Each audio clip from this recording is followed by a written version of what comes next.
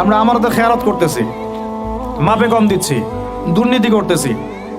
জানি আল্লাহ বলে একজন আছেন, জানি রসুল বলে একজন আছেন, জানি মৃত্যু হবে, জানি কিয়ামতে জবাবদিহি করতে হবে।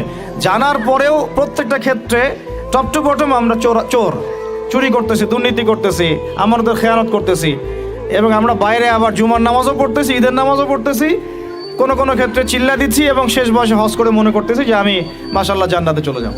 তা আমাদের ইসলামের কনসেপ্টটা এরকম। এই কারণে আসলে আমরা আলটিমেট যে একটা সোশ্যাল রেভলিউশনের কথা বলি, এটা হয়ে উঠতেছে না। এখন অনেক বড় বড় কথা বলে ফেললাম, এখন আমি বেসিক জায়গাতে এসে শেষ করি।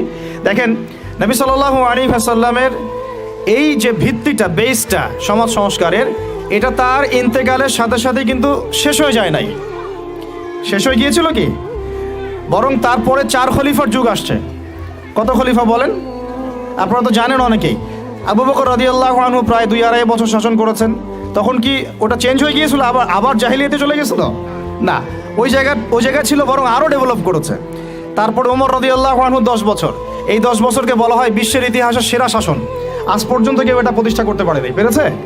আধুনিক রাষ্ট্র ব্যবস্থার প্রত্যেকটাই ওমর রাদিয়াল্লাহু আনহু থেকেই আসছে, প্রত্যেকটা মন্ত্রণালয় পর্যন্ত। এরা এটা স্বীকার করতে চায় না।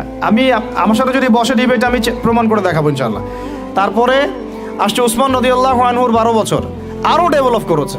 তারপরে আসছে আলী রাদিয়াল্লাহু আনহুর প্রায় 2-2.5-3 বছর। ওই সময় একটু গৃহযুদ্ধ হয়েছিল। এটা সাহাবীদের ব্যাপার, আমরা এগুলো নিয়ে কোনো মন্তব্য করব না। সাহাবীদের মধ্যে যত কনফ্লিক্টই হোক না কেন, আমরা তাদেরকে নিয়ে কোনো মন্তব্য করতে যাব না। এটা আকীদার খেলাফ আহলুস সুন্নাহ ওয়াল জামাত। তো 4 খলিফার 30 বছরে ইসলাম আরও আগায় গেছে, পিছায় নাই, কিন্তু এক পাও পিছায় নাই, আলহামদুলিল্লাহ। এরপরে কি ইসলাম থেমে গেছে? না। এরপর আসছে উমাইয়াদের শাসন। উমাইয়ারা 97 বছর শাসন করছে ওই প্ল্যাটফর্মের উপর দাঁড়াই।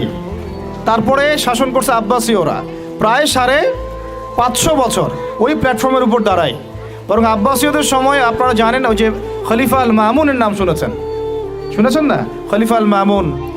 তো তখন দেখা যায় যে বাইতুল হিকমা, আমরা যেটাকে বলি দ্য নলেজ অফ উইজডম, বাগদাদে প্রতিষ্ঠা করা হয়েছিল। পৃথিবীর ইতিহাসে এইরকম সমৃদ্ধ বিশ্ববিদ্যালয় লাইব্রেরি কখনো হয় নাই, যেটা 1258 সালে এই তাতার মঙ্গলরা এসে ধ্বংস করেছিল। ওখানে প্রায় 6 লক্ষ কিতাব ছিল। ওই 6 লক্ষ কিতাবকে তারা পুড়িয়েছে, এই ইউফ্রেটিস নদীতে ফেলে দিয়েছে। ওই কিতাবগুলো এখনও পাওয়া যায় নাই। না জানি এই কিতাবে কী কী জ্ঞান ছিল, আমরা জানিও না, কিন্তু এগুলো এখনও আনা হয়নি, পাওয়া যায়নি। আর ওরা আমাদের সভ্যতা ধ্বংস করে দিয়েছিল। এই যে মঙ্গলরা, তাতারিরা, হালাকু খায়, চেঙ্গিস খানের বংশধর যারা। তো এগুলো হয়েছে হিস্ট্রিতে। ওই জ্ঞানতাত্ত্বিক রেভলিউশনের উপর দাঁড়াই, ইকরা বিসমি রব্বিকাল্লাযী খালাক, ওর উপর দাঁড়াই এই যে আমাদের খলিফারা শাসন করেছেন এভাবে। তারপরে আসছে মামলুকরা।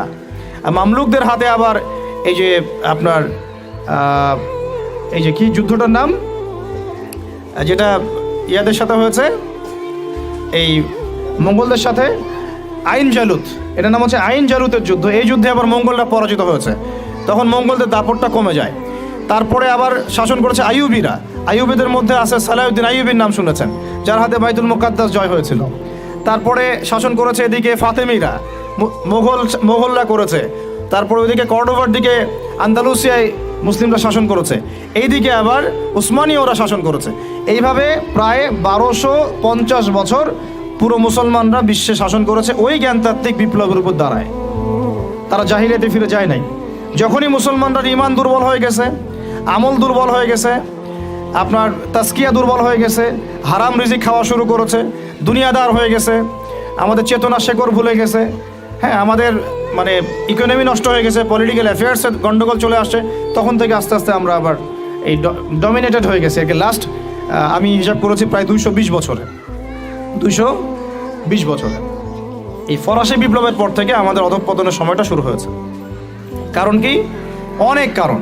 এই অনেক কারণের মধ্যে অন্যতম একটা কারণ হচ্ছে শিক্ষা ধ্বংস।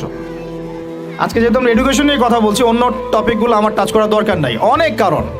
এই আমাদের যে লাস্ট 220 বছরে এই অধঃপতন, যে এখন আমাদেরকে নামাজের মাসালা শেখাতে হয়, ওজুর মাসালা শেখাতে হয়, আমাদের ছেলে মেয়েদেরকে ওমর, খালিদ, হামজার নাম শোনাতে হয়, চিনাতে হয়, হ্যাঁ, ইতিহাস জানাতে হয়, ফিকের মাসালা শেখাতে হয়। কোরআন তেলাওয়াত করতে পারে না 80% মানুষ। ওজু মাসালা, গোসলের মাসালা, ফরজ ওয়াজিব সুন্নাত